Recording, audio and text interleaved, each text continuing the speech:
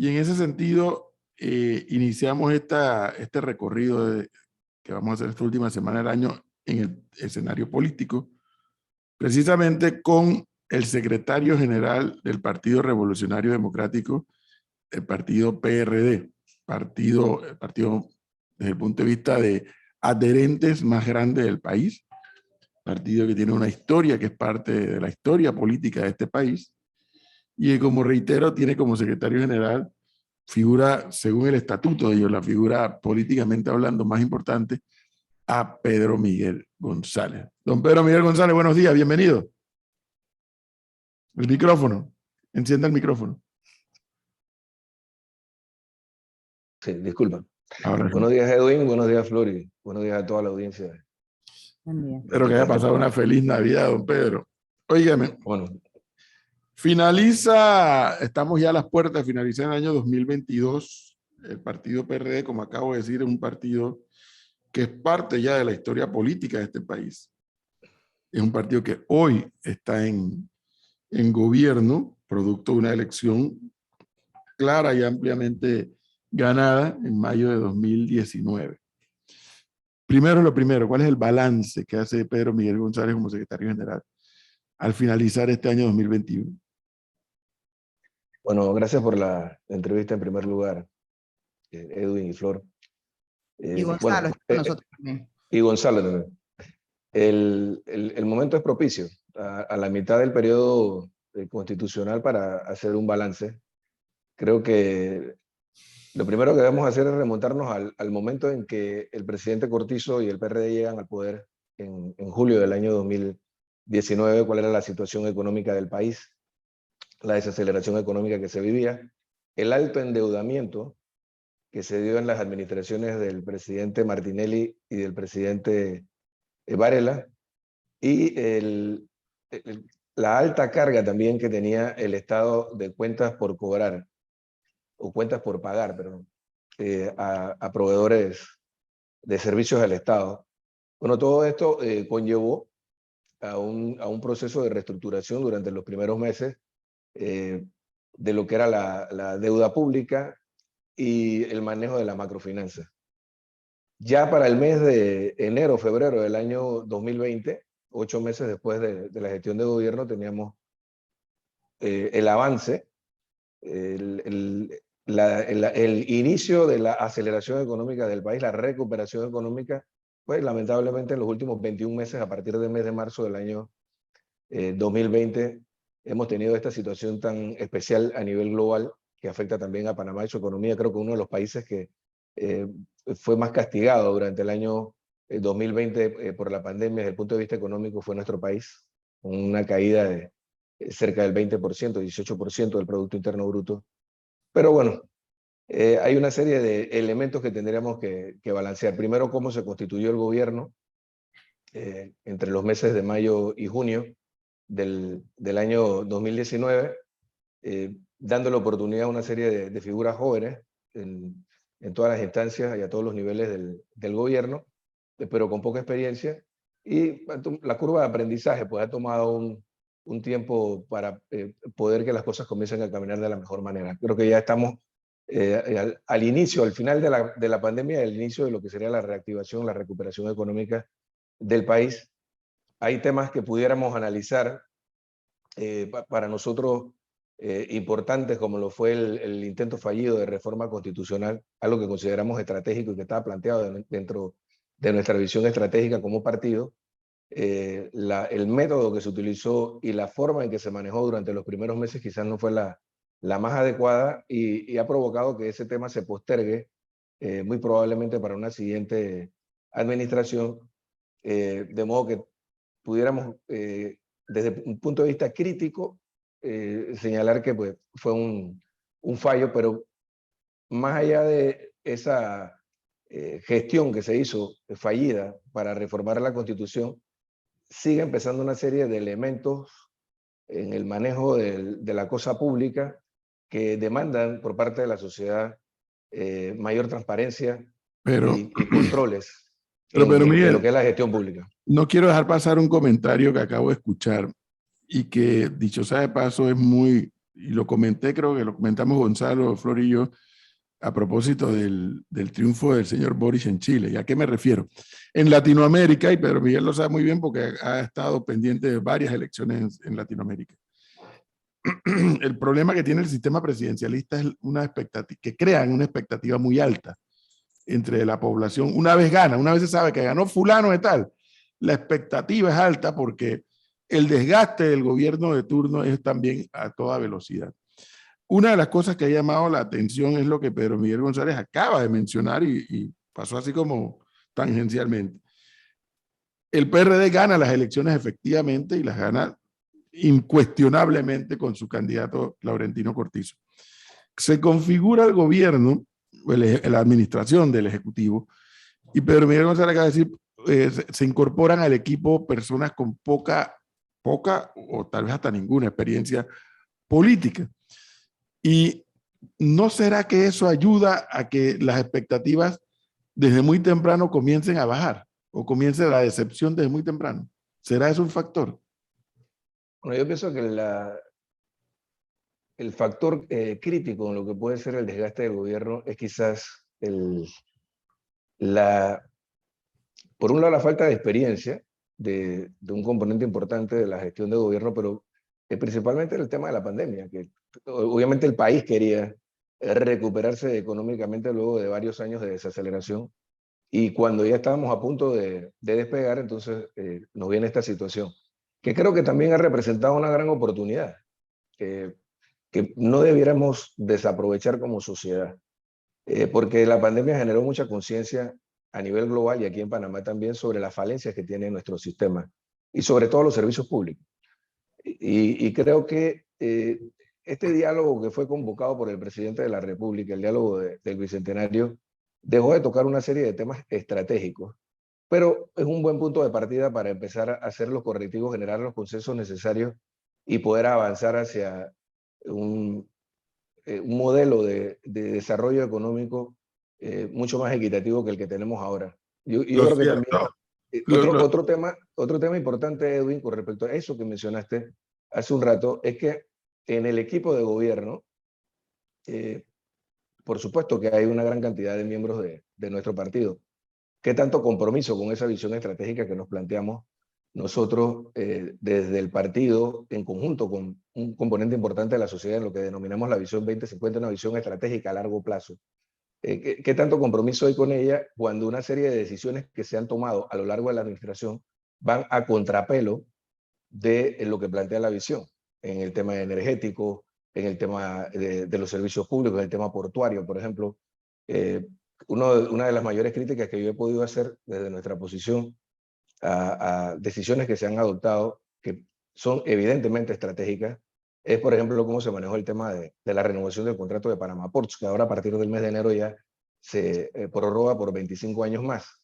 O también lo que pudo haber estado ocurriendo, y esperamos que se haya corregido luego de la gran presión que se ha hecho y del equipo de alto nivel que ha conformado el presidente de la República sobre el tema minero. Nosotros estamos a la expectativa de ver cómo culmina este tema para poder hacer un balance real sobre esta situación, porque al final, para que el país tenga, como lo ha planteado el presidente desde la campaña, un cierre de brechas entre quienes más tienen y quienes menos tienen, es necesario fortalecer financieramente el Estado. Y si nosotros seguimos aupando este modelo, no queriendo tocar el status quo de lo que tiene Panamá, difícilmente vamos a poder corregir esas grandes desigualdades sociales que hay en Panamá. Un Estado robusto, un Estado financieramente robusto, que además con una administración honesta, transparente, que le haga el uso más eficiente de esos recursos, es la única vía por la cual podremos tener una mejor educación, mejor salud y mejores niveles de vida en Panamá. Y tenemos un gobierno honesto y transparente, a su juicio.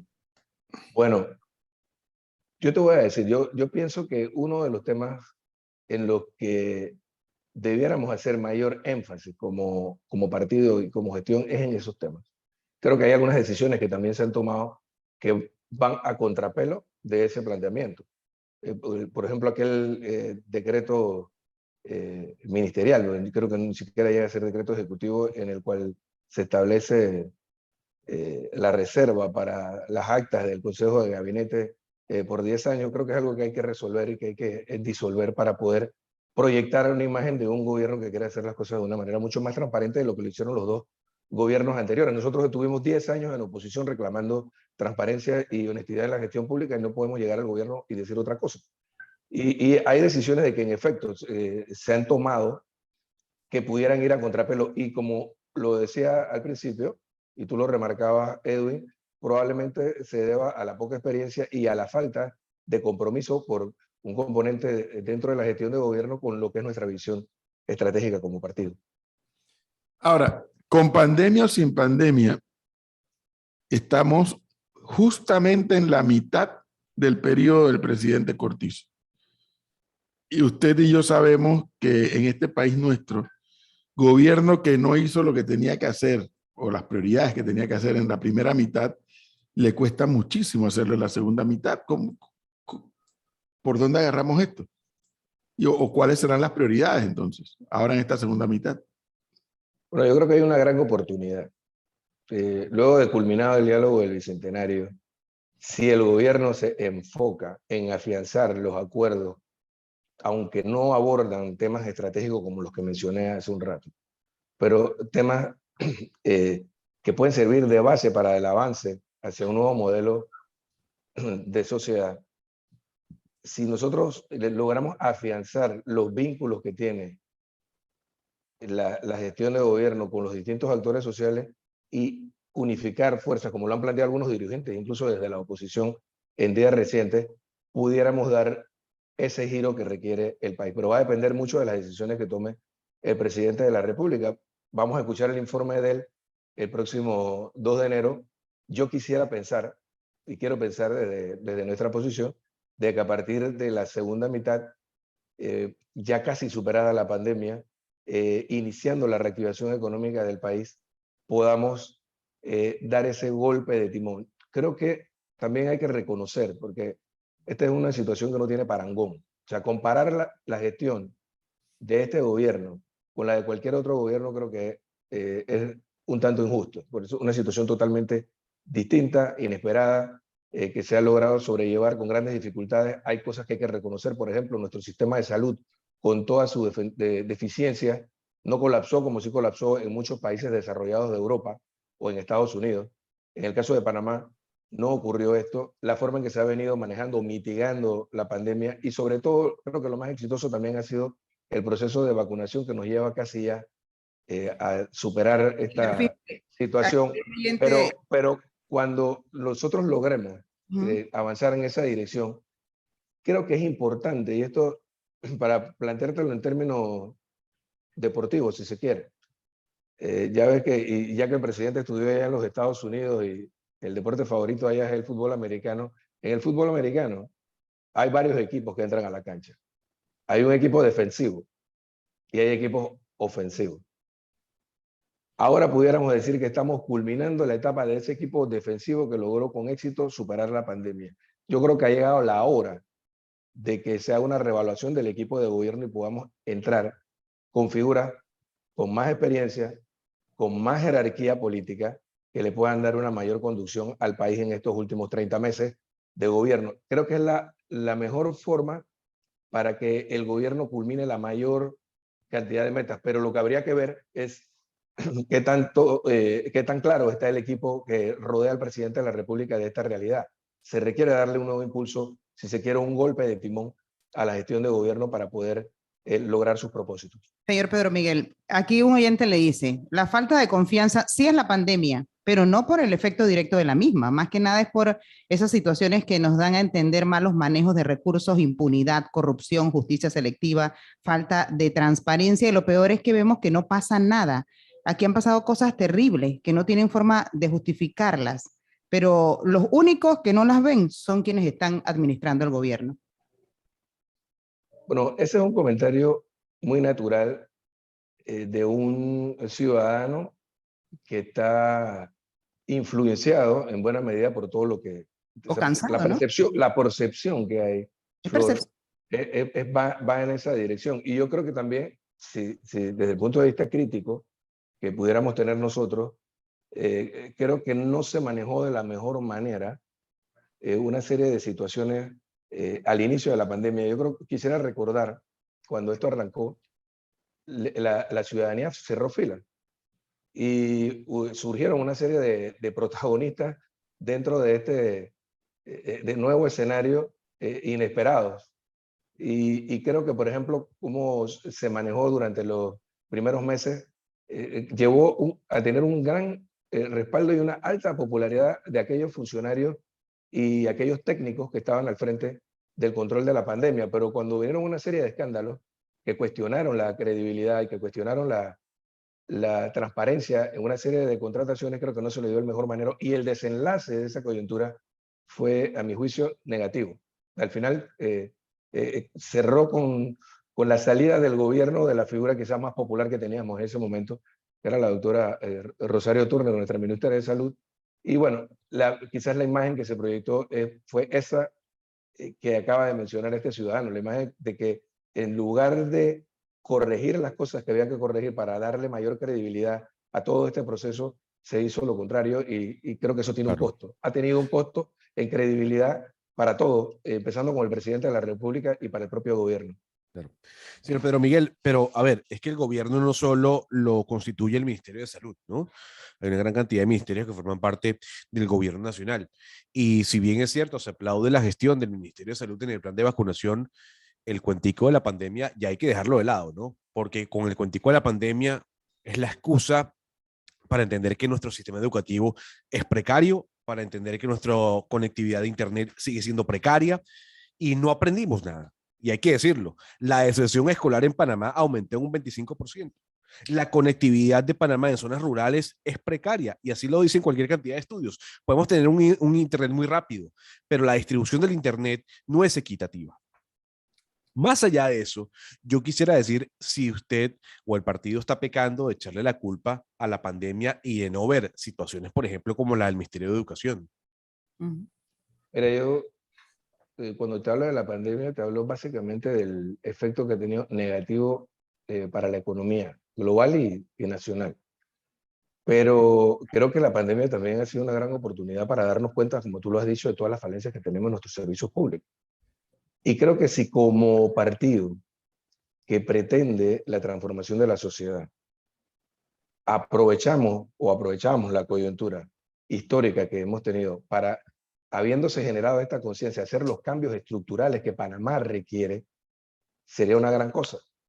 Lamentablemente hay fuerzas importantes que tienden a frenar cualquier intento de cambio de lo que es el status quo panameño. Y yo creo que es importante, por eso cuando hablaba del tema de los puertos, o cuando hablamos de energía, o cuando hablamos del tema de la minería, o de cualquier sector estratégico del desarrollo nacional, debemos repensar qué vamos a hacer como sociedad, porque lamentablemente este modelo que hemos venido aplicando durante los últimos 30 años ha generado esto, una mayor inequidad, una mayor desigualdad, un Estado incapaz, ahora hiperendeudado, no solamente por los malos manejos de pasadas administraciones, sino ahora por consecuencia de la pandemia, ahora hiperendeudado, con las manos atadas para poder hacer las inversiones que corresponden en educación, como tú lo has mencionado, en salud y en cada uno de los servicios que le pueden dar una mejor calidad de vida al país. Pero creo que es una oportunidad que tenemos. Es un gran debate que está pendiente en la sociedad panameña. Y cuando tú hablas de cambio del status quo, cuando hablas de cambiar ese estado de cosas para algo mejor, y te preguntan cómo, dices, bueno, robusteciendo al Estado financieramente, porque lo hemos venido debilitando, lo hemos ido desarmando, le hemos ido quitando sus capacidades a lo largo de más de 30 años a través de la aplicación de este modelo neoliberal que empieza a ser revisado a nivel global, incluso en los países que fueron la vanguardia del neoliberalismo desde los años 80. Si no hacemos ese gran debate en la sociedad panameña y nos movemos de posición, entonces seguiremos teniendo los mismos resultados. Y ya te digo, no es que estamos buscando la pandemia de excusa, pero la pandemia ha sido una realidad y sin duda sería muy difícil comparar cualquier administración anterior con esta, porque esta circunstancia es totalmente novedosa y es una verdad que no podemos desconocer.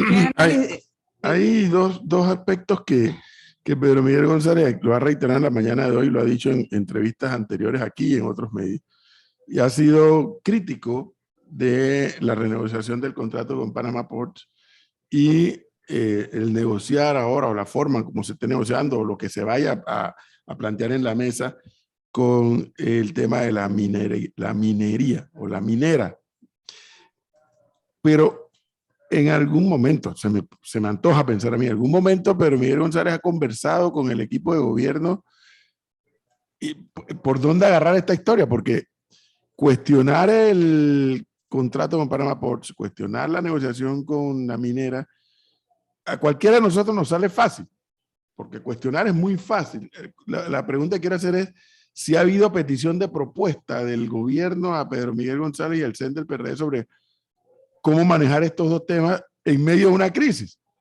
Porque Sí, siempre cuando hablamos tanto de Panama Ports como de la mina, hablamos de lo que vemos y a veces perdemos de vista un elemento, pero miren, que hay una cantidad de panameños trabajando. No por eso, y en eso no tengo ni que abrir el espacio para esa discusión, no por eso vas a dejar que esas empresas hagan lo que les dé la gana, con ese argumento de que hay muchos panameños trabajando. Pero es parte de una realidad también.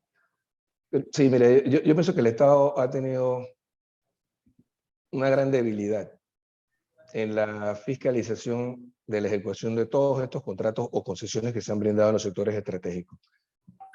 Tanto en el tema de las telecomunicaciones, por ejemplo, y en el tema energético, todos estos concesionarios de empresas en las que el Estado incluso es partícipe de manera accionaria, el Estado no ha tenido la capacidad o no ha existido la voluntad política para ejercer los controles que corresponden. Y si es necesario cambiar el marco regulatorio de cada uno de estos sectores para darle más dientes, para darle más colmillos, más garras al Estado y poder controlar, mira, es escandaloso el día que se haga el análisis de cómo las concesiones de telecomunicaciones, sobre todo aquellas en las que el Estado es partícipe de manera accionaria, y en el tema de telecomunicaciones, en el tema de energía, bueno, ni hablar de los puertos, porque de eso hemos hablado mucho en el último año.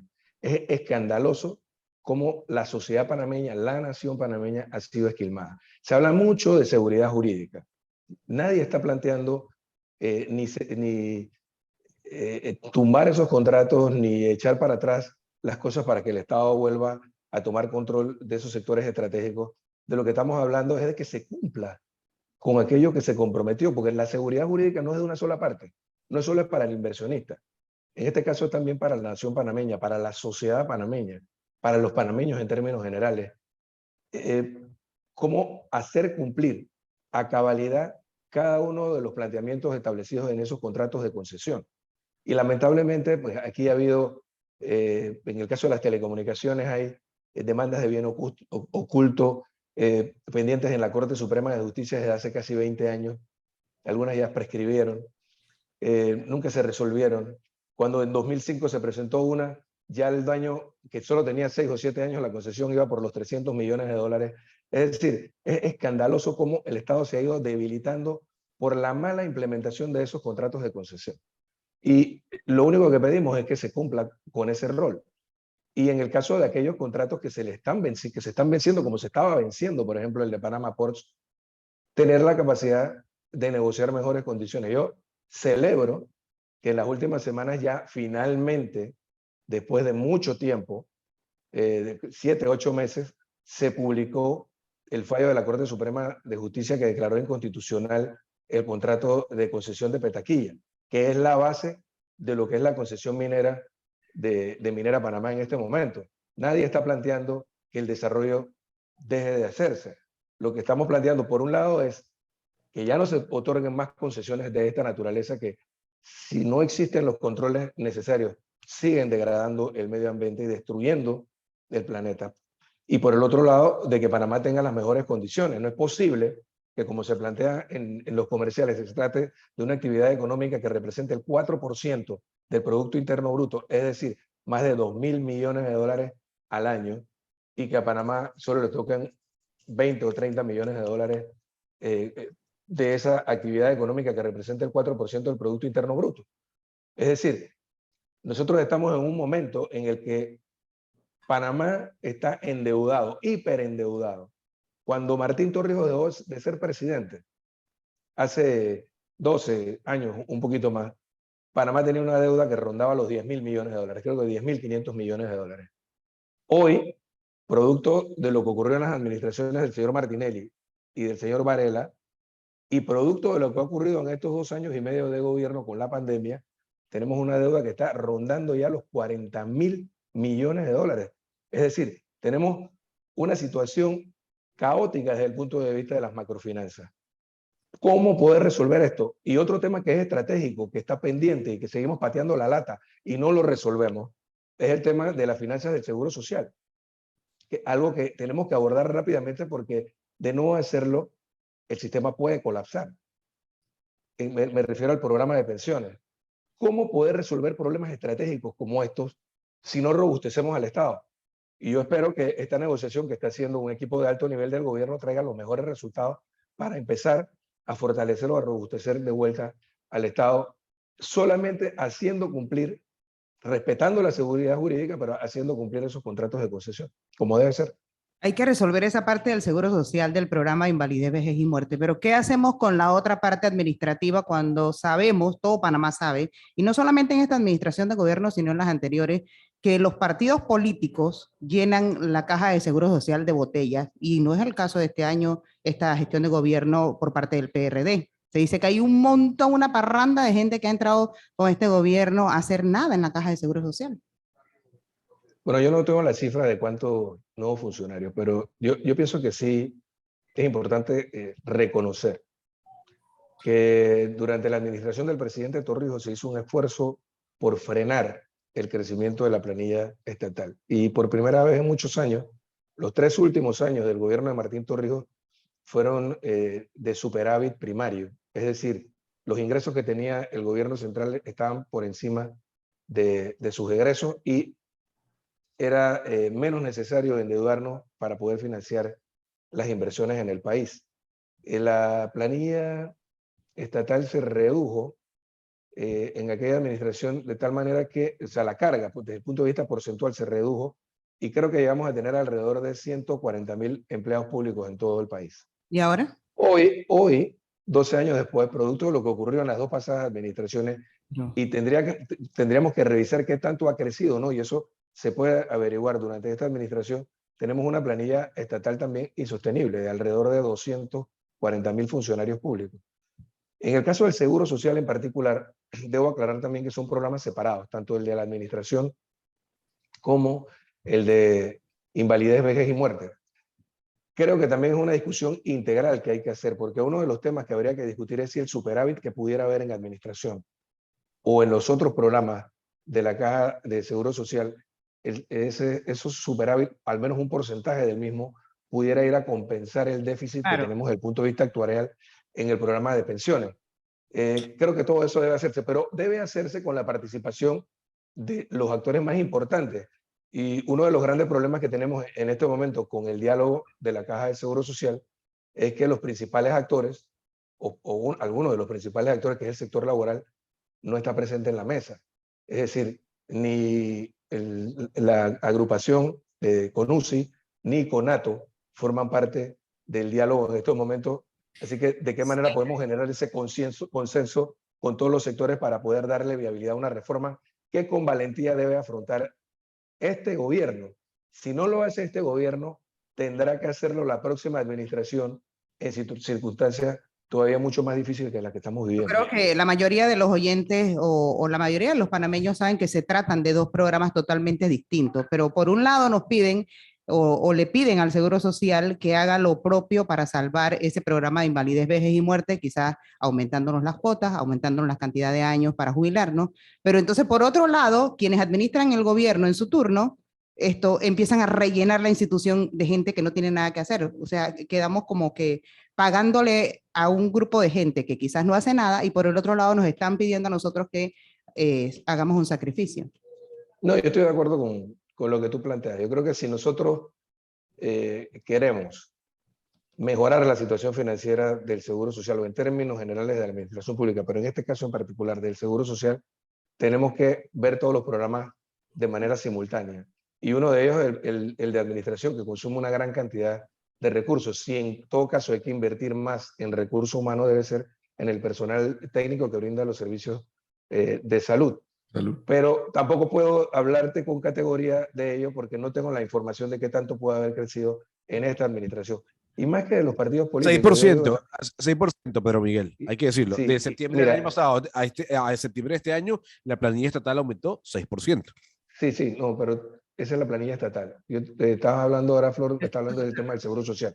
Así que para poder hablarte con categoría tendría que tener los números de cómo varió esto. Pero en lo que sí coincido es que para poder resolver el tema del Seguro Social hay que echarle una mirada de carácter integral, hacer mucho más eficiente el resto de los programas y permitir desde la ley a que al menos un porcentaje del superávit que tenga cada año cada uno de estos programas vaya a compensar el enorme hueco actuarial que tiene el programa de pensiones, que creo que hoy es mucho más crítico de lo que era en el año 2005. Y con valentía, este gobierno debe afrontar esa discusión.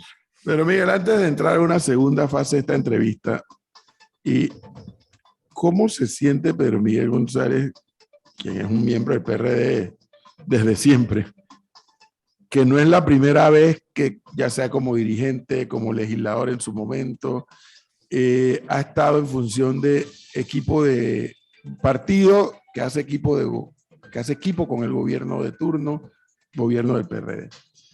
¿Cómo se siente cuando, en mi opinión, y a lo mejor no tiene por qué coincidir la opinión mía con la de Pedro Miguel, pero ¿cómo se siente cuando, por ejemplo, aquí alguien me está escribiendo, alguien conocido del PRD, conocido por mí, que no hay tales escándalos? Digo, pero espérate, ¿y qué me hablas de la lotería? La lotería es un verdadero escándalo de marca mayor. Se le ha estallado en la cara al gobierno. Y yo todavía no termino de entender, en los años que yo llevo de tratar de interpretar la vida política de nuestro país, que el PRD esté pagando un costo político por o en este caso una funcionaria que ni siquiera es de su partido.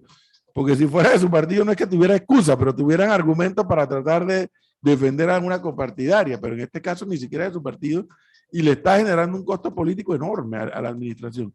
¿Por dónde agarramos esa parte? No, yo pienso que no solo en el caso de la lotería, en cualquier otra institución del Estado, donde se presuma malos manejos, debe hacerse primero los auditos que corresponden por parte de la instancia que tiene esa responsabilidad constitucional, como es la Contraloría General de la República. Y de existir los hallazgos que corresponden, entonces proceder judicialmente. Mira, uno de los temas que mayor credibilidad le generó al presidente Pérez Valladares, por ejemplo. Recordemos que él gana con un porcentaje muy similar al que ganó el presidente Cortizo, poco más del 33%. Pero llegó a tener hasta un 80% de popularidad. Es que él rápidamente, primero le dio tranquilidad, colocando adversarios políticos en puestos estratégicos de la Administración de Justicia, tanto en Corte Suprema como en el Ministerio Público, pero por el otro lado, también atacó el tema de la corrupción desde adentro y rápido, y transmitió mensajes que fueron positivos para la sociedad panameña, y muchos de los ciudadanos, una gran cantidad de ciudadanos que no lo apoyaban o no lo apoyaron en las elecciones del año 94, ya a los pocos meses respaldaban en esa gestión precisamente por ese tipo de decisiones. Yo creo que es un tema que hay que analizarlo y discutirlo, no en el partido, en el propio gobierno, para tomar decisiones que correspondan de acuerdo a la realidad de cada una de estas instituciones, porque no creo que solo sea la lotería el lugar donde se estén cuestionando desde el punto de vista administrativo. Pueden haber otras instituciones con seguridad donde pudieran estar dando situaciones de esta naturaleza y habría que afrontarlas con verticalidad. Nosotros, reitero, estuvimos en oposición durante 10 años criticando la corrupción, la falta de transparencia, y ahora estando en gobierno tenemos que ser consecuentes con nuestro planteamiento. Pero desde la entonces, ¿por qué oposición. usted cree que el presidente no ha tomado una decisión en el caso de la lotería? La señora sigue allí a pesar de la cantidad de escándalos que todos hemos visto. Bueno, él tendrá sus elementos de juicio y también su precio a pagar por las decisiones que deje de tomar en su momento. Yo te reitero, creo que es importante que en ese y en todas las instituciones las cosas se manejen con transparencia y que el mensaje que se proyecta a la sociedad sea ese. Creo que también uno de los grandes problemas que hemos tenido como administración o como gobierno durante estos casi 30 meses es la baja calidad en la vocería, quizás una mala estrategia de comunicación, Creo que el tema de comunicación del Estado no funciona de la mejor manera. Somos un gobierno que tenemos grandes deficiencias para poder comunicar de manera estratégica y de manera también táctica en cada uno de estos temas. Ese es un tema que habría que fortalecer y que esperamos que a partir de esta segunda mitad de gobierno las cosas mejoren de esa manera. Creo que la capacidad que podamos tener nosotros, no dejar que las cosas crezcan como una bola de nieve, de enfrentar cada una de las vicisitudes o problemas, es lo que va a determinar en buena medida esa percepción ciudadana. Quizás ha habido falta también de esa capacidad de explicar cada uno de los problemas que ha tenido la administración durante estos 30 meses. Bien, vamos por así decirlo a entrar a una segunda parte de esta entrevista que nos concede Pedro Miguel González como secretario general, y además en la última parte, ya en los minutos que nos quedan, porque a mí me interesa hablar ahora un poco más de futuro, presente y futuro. En alguna medida ya Pedro Miguel González nos ha descrito el modelo de relación del partido PRD con el gobierno, con la administración del presidente Cortizo, que también es el PRD. ¿Cómo ha sido esa relación esta primera mitad y qué es lo que aspira Pedro Miguel González que sea la relación del partido-gobierno en esta segunda mitad que viene? Sí, bueno, mira, yo sigo pensando de que desde el punto de vista electoral, el presidente Cortizo fue la figura que tuvo mayor respaldo, o tenía mayor respaldo dentro de nuestro partido y dentro de la sociedad. Ahora, él no lo fue nunca, un militante del partido, un miembro del partido con capacidad de aspirar y en efecto logró la popularidad. Y quizás ni él ni el vicepresidente de la República, ambos que están al más alto nivel de la gerencia del Estado, ellos son miembros del partido con poca militancia política, poca vivencia, y eso quizás ha conllevado a disminuir o a reducir, a darle poco valor a lo que pudiera ser la inteligencia colectiva del partido en la gestión de gobierno. Si hay una diferencia entre lo que fue la administración del doctor Pérez Valladares y la administración del presidente Torrijos con esta administración, es que en efecto el rol de esa inteligencia colectiva, de esa aristocracia del talento, como se definió en algún momento, ha sido reducido a su mínima expresión. Yo aspiraría que a partir de esta segunda mitad, sobre todo ahora que estamos entrando en un proceso de renovación de liderazgo dentro del partido, podamos tener un afianzamiento y la sinergia que corresponde para poder hacer una mucho mejor gestión que la que hemos venido haciendo hasta ahora. Como decía hace un rato, yo esperaría un golpe de timón, esperaría un cambio en el equipo de gobierno, un cambio sustancial en el equipo de gobierno, que a través de figuras emblemáticas con jerarquía política, Oiga, Pedro pueda Miguel, brindarle un impulso al gobierno. prepárese para entrar en la lista junto conmigo, porque aquí la señora Flor y el señor Gonzalo se burlan de mí porque digo que yo abrigo la esperanza de que el presidente Cortizo, no tengo nada que ver con las interioridades del partido PRD, pero yo les digo a ellos, no, yo sí sigo teniendo la esperanza de que el presidente Cortizo va a dar un golpe de timón en su administración, entonces ellos dos se burlan de mí. No, bueno, sigue teniendo fe y esperanza. Ahí todavía le quedan 2 años y medio. A ver, pero fíjate, hay un proceso, Gonzalo, hay un proceso que está por iniciarse ahora en el mes de enero. Ya arrancó prácticamente, pero su fase más importante inicia a partir del 17 de enero y pasa por la elección de delegados al Congreso en el mes de marzo y posteriormente la celebración de un Congreso. Ese proceso de los próximos 4 meses hasta culminar el Congreso, creo que pudieran generar ese reacomodo de fichas en la gestión de gobierno para darle un nuevo impulso, que creo que es necesario. Ojalá. Señor Pedro Miguel, yo escuchándolo, a mí me llama la atención lo siguiente. Usted habla de neoliberalismo, usted habla de robustecer el Estado, y a mí esas palabras se me vienen a la cabeza o me describen situaciones como, por ejemplo, la Argentina, que está en un momento económico muy, muy deprimente, o la situación de Venezuela a nivel estatal. Gabriel Boric, en su plan económico, dijo que hay que robustecer el Estado. Yo le pregunto porque yo creo que en este programa se debate más sobre ideología política que lo que se puede debatir en un partido político en Panamá. Y lamentablemente es triste que sea así. ¿El PRD es un partido de izquierda? El PRD, por definición, es un partido socialdemócrata que en el espectro político ideológico debe ser un partido de centro izquierda. De Ahora bien, centroizquierda. de centro izquierda. Ahora bien, la realidad que nos impuso la situación global en los últimos 30 años, sobre todo en la etapa post-invasión, desde la administración del presidente Pérez Valladares para acá, es de un partido que, no lo digo yo, medido en encuestas nacionales, la sociedad panameña lo ubica al centro, pero no a la centroizquierda, sino al centro-derecha, precisamente por la aplicación de una serie de políticas neoliberales que degeneraron en este modelo que tenemos ahora. Pero Ahora, desde el partido... era comprensible, Gonzalo, que un pequeño país como el nuestro, rodeado con una política que venía aplicándose en América Latina desde Chile hasta México, avanzáramos en esa dirección. Pero luego de 30 años, y sobre todo ahora, en medio de esta pandemia que nos devela de la manera más cruda la realidad que vivimos, yo creo que es importante que hagamos esa reflexión, y si el PRD quiere seguir teniendo viabilidad, o el torrijismo dentro de la sociedad panameña como opción, debe volver a sus raíces y debe volver a sus orígenes.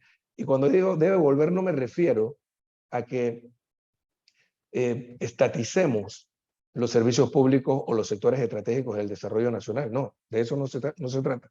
Se trata de que sí podamos robustecer al Estado, porque el Estado está debilitado. ¿Para beneficio de quién? Para beneficio de unos cuantos, y en detrimento de las grandes mayorías. Cuando hay una crisis financiera como la que estamos viviendo, o como la que hubo en Estados Unidos o a nivel global en el 2008, ¿quién salió al frente para soportar y respaldar al sector financiero, sino el Estado? Entonces, tú tienes esa condición y se reconoce que la capacidad que tiene el Estado, por ejemplo, para enfrentar una pandemia en Panamá o en el mundo entero, la única forma de poder tener los servicios y mejorar la calidad de vida del pueblo panameño es robusteciendo de vuelta al Estado, sin tener que estatizar ni los servicios públicos ni los sectores estratégicos, pero sí haciendo cumplir a cabalidad, fehacientemente, y negociando las mejores condiciones al vencimiento de los contratos que pudieran existir. Eso quiere decir que el partido PRD, en el péndulo, según como usted lo describe, debería estar del lado de López Obrador, Néstor Kirchner, Gabriel Boric, el señor tal vez Gustavo Petro como futuro presidente de Colombia, si es que se da, o Lula da Silva, o más del otro lado, hacia Guillermo Lasso, Iván Duque, Luis Lacalle. No, yo no quisiera contaminar o estigmatizar una propuesta que... yo te digo una cosa, y es bien sencillo, y cualquiera que nos esté escuchando en este momento podrá analizarlo. Si tú quieres tener un sistema público de salud adecuado, o quieres tener un sistema educativo que te permita generar una nueva generación de panameños con capacidad de crecimiento económico, de movilidad social, necesitas un sistema educativo de calidad, y para eso hay que invertir. ¿Quién invierte en eso? Invierte el Estado. ¿Y cómo hacerlo? ¿Con qué recursos lo hacemos? Si estamos atados de manos y todos los sectores estratégicos del país están en manos del poder económico transnacional. En el caso de Panamá, que luchó por casi un siglo por lograr el perfeccionamiento de su independencia durante el siglo XX. ¿Para qué? Para que los sectores estratégicos del desarrollo nacional estén en manos del poder del capital transnacional y que los beneficios que reciba Panamá sean mínimos. Eso es lo que debemos preguntarnos nosotros. Pero ahí hay un problema. Si tú me quieres ubicar producto de estos planteamientos de un lado o del otro, yo te lo dejo más bien a tu criterio. Yo casi que iba a dejar pasar este punto que trajo Gonzalo, pero sí me hace reaccionar Pedro Miguel, porque ahí es donde viene, y usted lo sabe, como lo sé y lo saben algunos que nos están escuchando, como se ha perdido, y como bien apunta Gonzalo, se ha perdido en Panamá el debate ideológico, y lo que prevalece es el debate, más que electoral, el debate electorero. Y esto me hace reaccionar, porque, a ver, en la época de Omar Torrijos, el general Torrijos, se privatiza la Fuerza y Luz, ¿no? Se crea el IRRA y se crea el Intel. Luego viene en la época de Pérez Valladares y se privatiza el IRRA y se privatiza el Intel. Aunque no son privatizaciones, son concesiones. En la época de Pérez Valladares negocian el contrato de Panama Port. Pero en la época de Cortizo, con todos los cuestionamientos, renegocian por 25 años más el contrato de Panama Port. Entonces, nada más estoy mencionando 3 temas así muy rápido. me da la impresión que está haciendo falta más debate dentro de los partidos, más discusión, de más profundidad, para tener lo que Pedro Miguel ha mencionado, y yo lo voy a sintetizar en una palabra, la consistencia política que se necesita cuando se es oposición y luego cuando se es gobierno. Y eso ocurría antes, incluyendo en la época de la dictadura, cuando los partidos semanalmente, quincenalmente, hacían reuniones de comisión política, de directorio nacional, de escuchar a todas las corrientes dentro de los partidos para hacer planteamientos de fondo y de forma. Eso ya no ocurre, pero Miguel. Sí, hay poco debate y yo creo que hay que fomentar el debate en la sociedad panameña. En el PRD vamos a tener este debate sobre hacia dónde ir.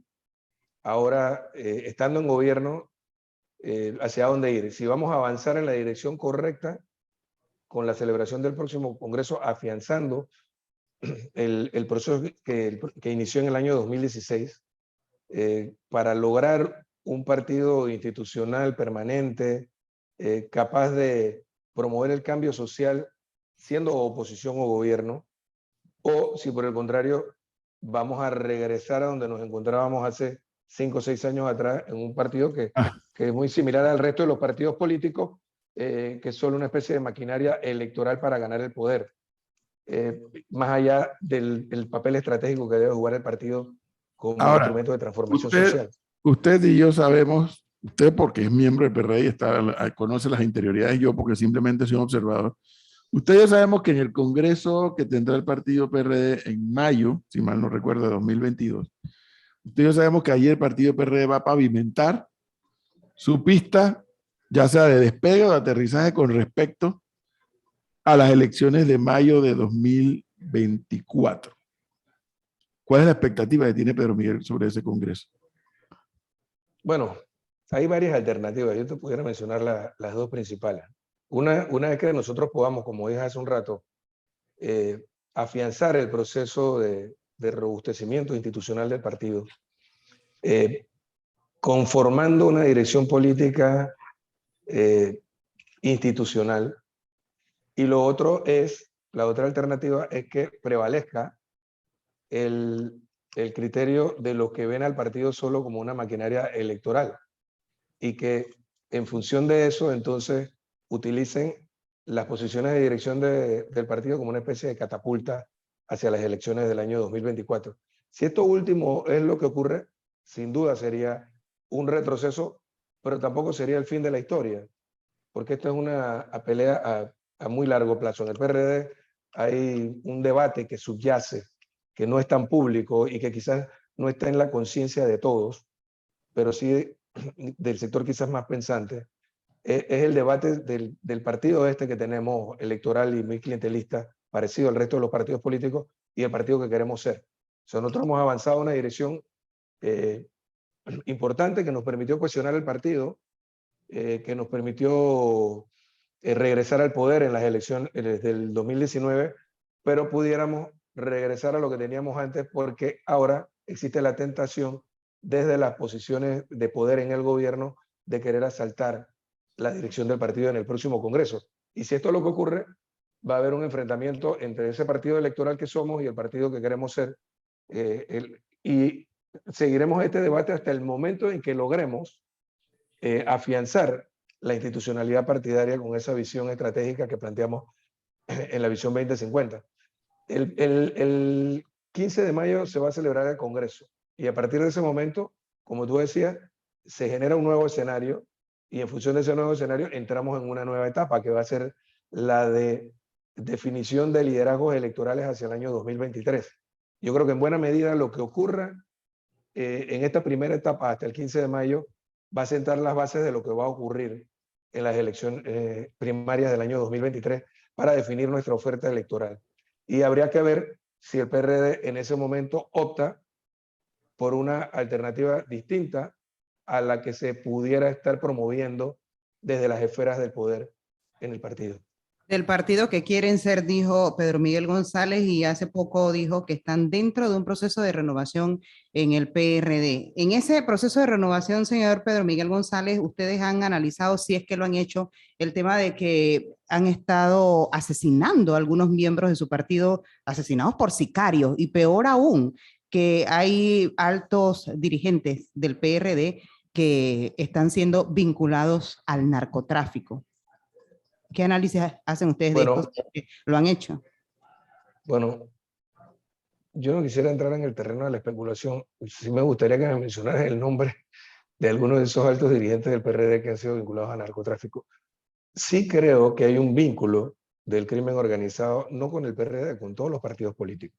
Es más, de hecho, este fin de semana acaban de asesinar en Colón a un chico familiar de un diputado de Cambio Democrático. Y bueno, hace poco detuvieron a la hermana de un diputado del partido panameñista. Sí, pero como ahorita... Sí, yo creo que este es un tema que yo también he abordado en algunas comunicaciones. Yo creo que es importante que no miremos para otro lado como cuando ocurren este tipo de cosas. Pero desde el presidente Martinelli y pasando por el presidente Varela, no sé si ustedes lo recuerdan, públicamente ambos llegaron a mencionar los vínculos del crimen organizado con partidos políticos, siempre tendiendo a tirarle la pelota a la oposición. Y se habló de que existen nombres, que existen listas, pero nunca se hacen públicas. Y yo creo que si el Estado tiene ese conocimiento, si el sistema judicial tiene ese conocimiento del vínculo que hay de cualquier dirigente político o de cualquier ciudadano en términos generales con el crimen organizado, debe accionar. Lo que no puede ser es que miremos para otro lado y dejemos las cosas en el terreno de la especulación.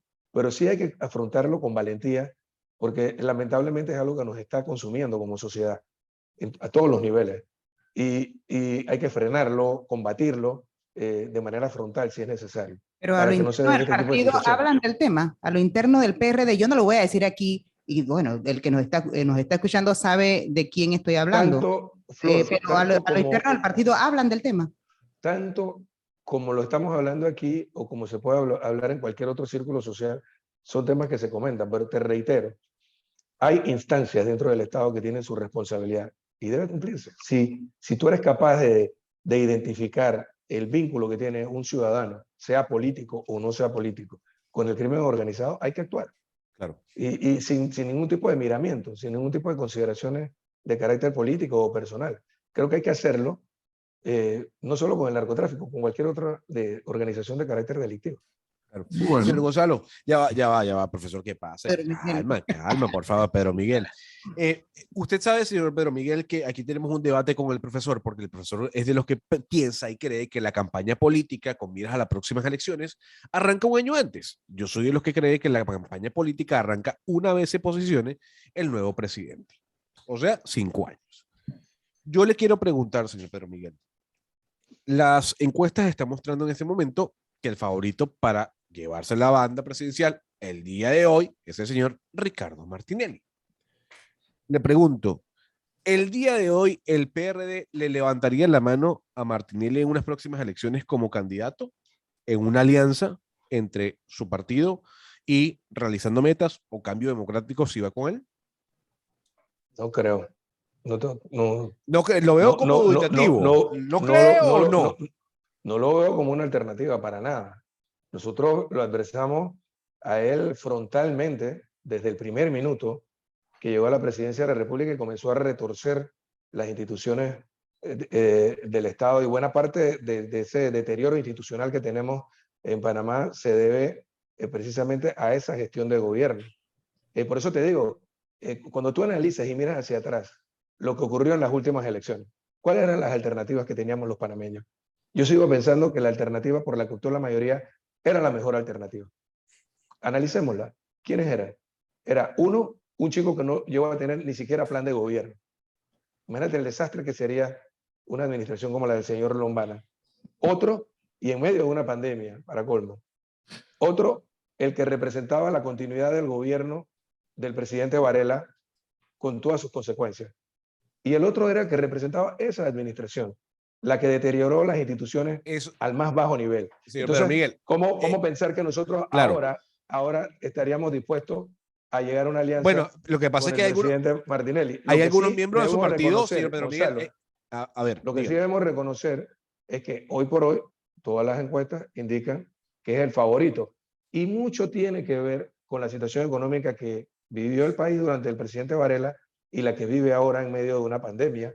El contraste que hay de la bonanza económica que existió, no producto de la gestión de Ricardo Martinelli, sino producto de que Martín Torrijos y la administración del PRD le dejaron la mesa servida con un proyecto de ampliación del canal y una economía creciendo de manera acelerada. Y la gente compara la bonanza económica de aquel entonces con lo que hay ahora. Si él llegara a ser presidente, en el año 2024 se va a encontrar con una realidad macroeconómica muy distinta a la que encontró en el año 2009 y seguramente la desilusión de los panameños sería enorme. Lo que pasa es que hay miembros de su partido, es que hay miembros de su partido. Adelante.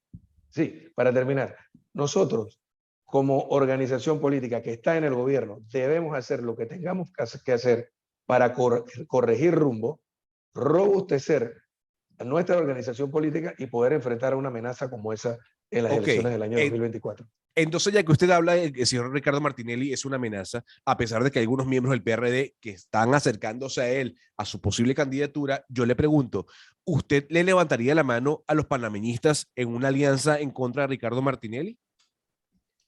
Mira, yo pienso que cometemos un error, Gonzalo, y es lo que creo que se lo planteé en una conversación privada a Edwin también. Yo creo que cometeríamos un error los partidos políticos si lográramos generar una gran alianza en contra de algo. Porque conociendo la idiosincrasia de los panameños, buena parte de la victimización de la que él ha sabido sacar muy buen provecho durante los últimos años se magnificaría. Yo creo que más bien al señor hay que dejarlo con sus problemas personales y familiares y judiciales y elevar la calidad del debate entre los dirigentes políticos de las distintas opciones. Y mirar hacia el futuro y que el día que vengan las elecciones del año 2024 los panameños puedan optar por la mejor alternativa sin que tengamos que generar este gran frente en contra de nadie. Más bien, lograr la mejor alternativa hacia las próximas elecciones. Y si los panameños deciden por una alternativa distinta, entonces estaríamos dispuestos todos a levantarle la mano a aquel panameño que gane las elecciones. Y si al final los panameños decidimos que sea nuevamente este señor que gobierne Panamá, bueno, será el gobierno que nos habremos merecido. 8:29 minutos. Pedro Miguel González va a aspirar a reelegirse como secretario general.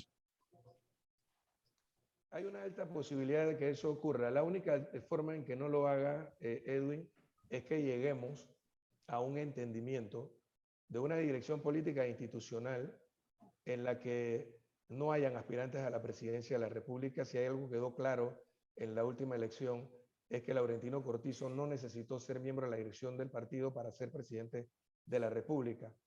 Si nosotros logramos constituir esa dirección política e institucional, yo no tendría ningún inconveniente en ceder espacio para una renovación integral. Si por el contrario lo que se pretende con este Congreso es catapultar unipersonalmente la aspiración electoral de un dirigente político, sería un retroceso y no tendríamos otra alternativa que enfrentarlo como lo hicimos en el pasado Congreso.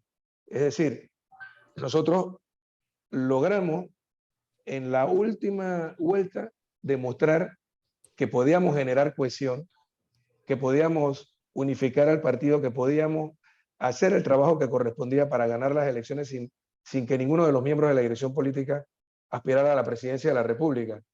Si por el contrario lo que se pretende es utilizar la Secretaría General del partido o algún puesto de la dirección del partido como una catapulta política, entonces, sí, en efecto, estaremos aspirando nuevamente. Planteamiento muy loable el de Pedro Miguel, pero que, como yo siempre he dicho, y Pedro Miguel González se comprometió y cumplió. Dice, si yo aspiro a secretario general, no corro a cargo de elección popular. Y en efecto, ganó de secretario general. Así fue. No corrió, pero le digo algo, Flor, esta ¿qué? es mi opinión, aunque a algunos no les va a gustar lo que voy a decir, pero el país perdió un buen legislador, un buen diputado, que no tiene que ver con que yo coincida política o ideológicamente con Pedro Miguel González, pero lo vi actuando como legislador y era un muy buen legislador, que es Lo que le está pasando ahora a este joven de San Miguelito, ¿no? Que A ahora Juan Diego está, Vázquez. que como dijo que él no se reelegiría, igual que Silva, entonces el país va a perder buenos diputados porque políticamente hicieron un compromiso. Pero bueno, por eso los hombres y mujeres de palabra pues cumplen también su palabra. Y entiendo que es lo que Pedro Miguel ahora está planteando, bueno, si que se constituya una dirección política del PRD institucional y no necesariamente electorerista, es lo que interpreto yo.